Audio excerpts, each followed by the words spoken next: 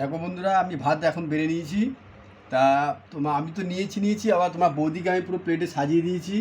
ডিম সিদ্ধ, তারপরে কুমড়ো সিদ্ধ, মাছ ভাজা, বেগুন ভাজা, লঙ্কা ভাজা, এদিকে কালকে লোটে মাছের চচ্চড়ি, এদিকে আছে আবার ঝিঙে আলু দিয়ে মাছের ঝোল।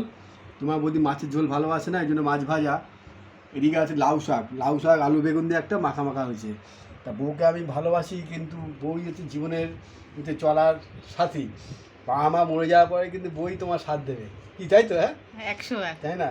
তাই চাই বলছি যে এই দিয়ে আজকে দুপুরে খাওয়া দাওয়া শুরু করছি। আর তোমার বৌদিকে আমি অনেক ভালোভাবে ভালোবেসে সাজিয়ে দিয়েছি, তোমার বৌদি খুব খুশি। ঠিক আছে, তা আমি খাওয়া শুরু করলাম। হ্যাঁ,